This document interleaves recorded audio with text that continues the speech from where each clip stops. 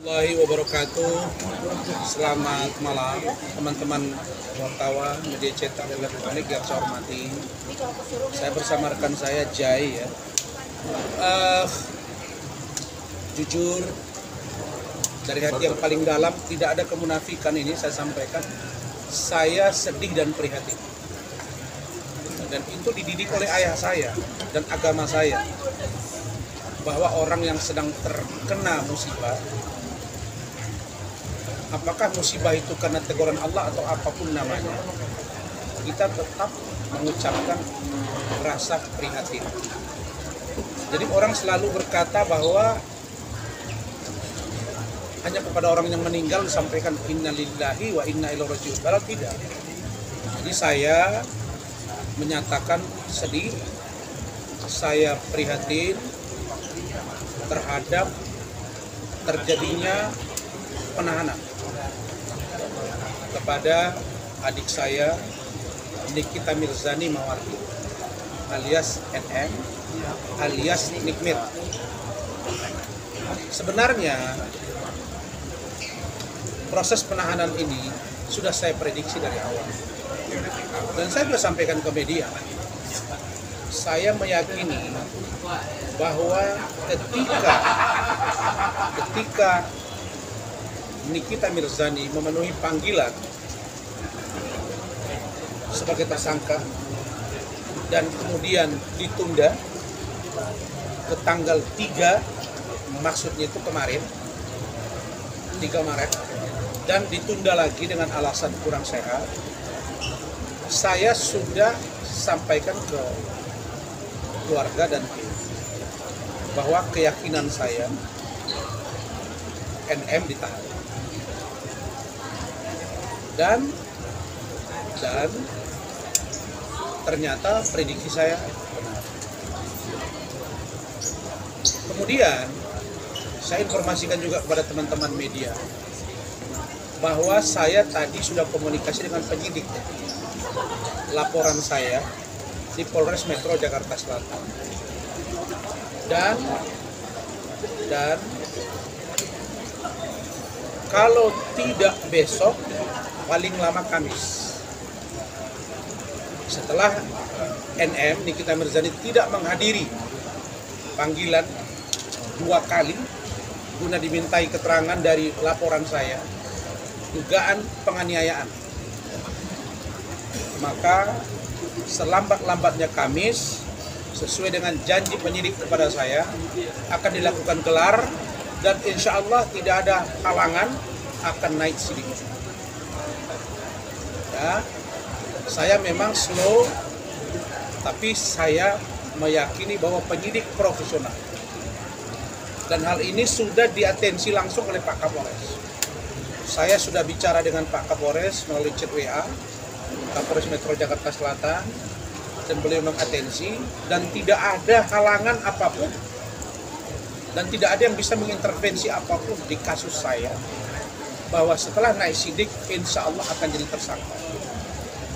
Pertanyaannya, apakah saya prihatin atau tidak, lalu kemudian saya mencabut laporan saya karena dia jadi ditahanan sekarang dengan hukuman yang menurut saya ancaman hukumannya sampai 20 tahun. Maka jawabnya, setelah berkoordinasi dengan keluarga dan anak-anak, maka saya tetap melanjutkan. Saya tetap melanjutkan agar ke depan tidak ada lagi orang yang dengan suka-suka menghina orang lain. Sama halnya misalnya kasus Denis yang begitu kencang menyerang saya secara moral dan akhirnya jadi tersangka. Dan kasusnya bergulir. Meskipun di dalam hati saya yang paling dalam terhadap Denis juga saya prihatin. Sama halnya dengan NM. Kalau NM benar hamil, seandainya benar hamil, maka kita akan sangat kasihan melihat dia ketika dia memelihara janinnya dalam kondisi yang sangat memprihatinkan di dalam tahanan.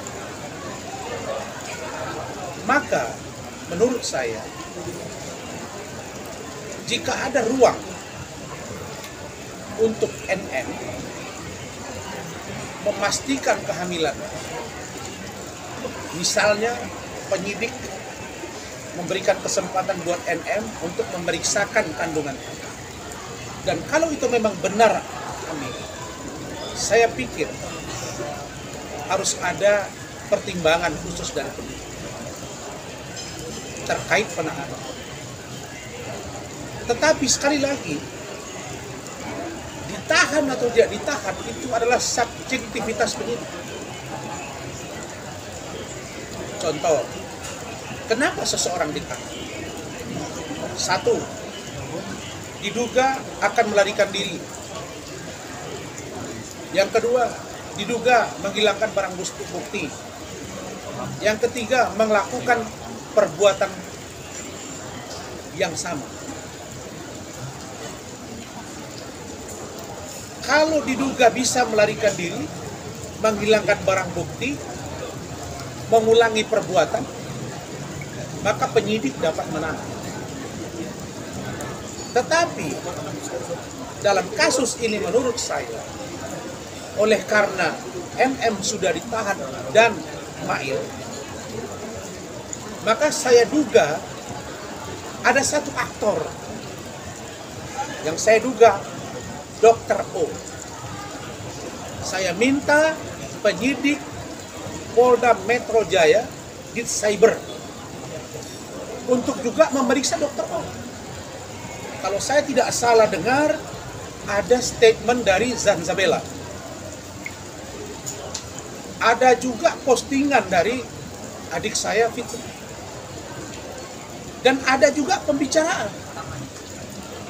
antara Dr. O dengan Dr. GS RG. Dan ini saya sudah bilang dari awal, mereka ini adalah klien-klien saya dulu. Dan saya tahu perilaku mereka. Dan ternyata sekarang senjata makan tuan.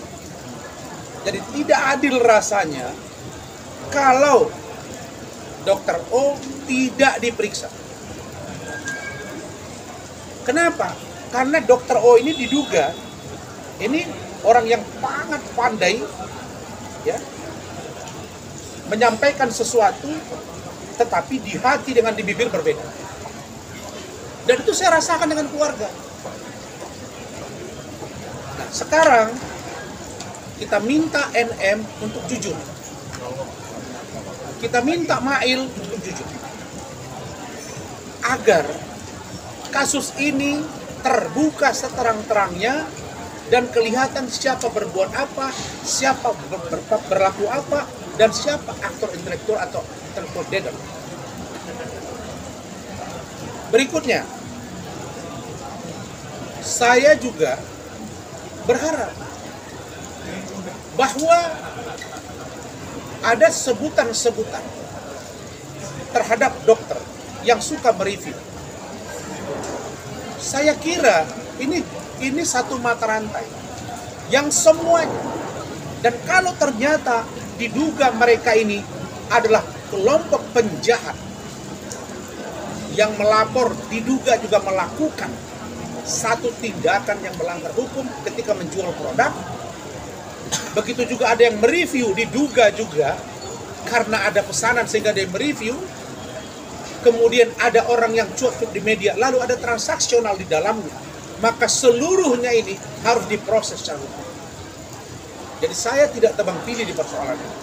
Saya mau tidak satu pun produk kecantikan oleh klinik kecantikan manapun di Indonesia ini, kalau dia mengandung zat berbahaya, maka tidak ada ruang buat mereka untuk mencari kekayaan di persoalan ini. Perlu didalami juga, kenapa dokter RG mau melakukan transaksi sebanyak itu. Dia klien saya tahu dia. Ada apa dengan produk dia? Dan NM, kenapa seberani itu melakukan? Siapa yang menyuruh? Begitu juga dengan dokter yang mereview. Nah, tetapi tentulah ini harus diurai. Diurai dari awal, dan sekarang kelihatan ada peran NM, ada peran Mail. Maka saya berharap ini gerak cepat dan cari siapa yang berperan terhadap ini.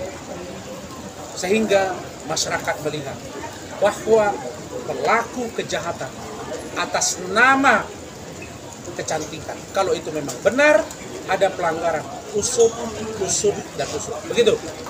Bang, ini kan berarti memaafkan Niki juga nggak sih Bang setelah mendengar kabar kalau dia ditahan gitu Bang? Saya sudah mengatakan bahwa saya prihatin, artinya saya memaafkan. Tetapi proses hukum biarkan berjalan. Karena itu permintaan keluarga dan anak-anak saya. Kakak saya saja dari kampung dan abang saya, itu semuanya menyatakan kegembiraan. Tapi saya tidak. Dan saya tenang. Kenapa? Karena menurut saya, tentu ada sesuatu di balik tindakan dia. Rasa sedih juga Bang. Apakah dia mungkin tidak menemukan sosok suami yang menjadi pengayom hidup dia? Dan saya dari awal sudah katakan kepada kalian bahwa kalau Fadel melaporkan Loli, maka terbuka ruang buat Loli untuk mengungkap semuanya. Dan lewat kesempatan ini, anak saya Loli, Ananda Loli, coba terbuka. Ada apa sesungguhnya? Supaya Loli tidak punya jejak digital. Pernah berpacaran dengan Fadel, mengaku tidak melakukan sesuatu yang melanggar hukum, mengaku kepada Om Rasman dan Tante Ade, tapi pada akhirnya berbalik. Nah, ini semuanya layak diperiksa. Sehingga saya katakan sekali lagi, hukumlah seseorang itu karena perbuatan. Fakta sun potensi ora pergi.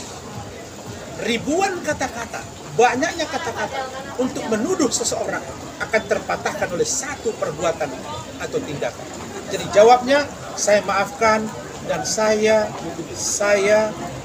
terus menjalankan kasus ini. Saya tidak pernah mendesak. Kalau saya desak, dia dari kemarin sudah naik yang tersangka. Tapi saya mau melihat jalan mana yang harus duluan. Tetapi sekali lagi, walaupun NM mendoakan saya dan lain sebagainya, saya katakan bahwa usaha dia ada di manusia, tapi Allah yang menentukan. Kira-kira begitu.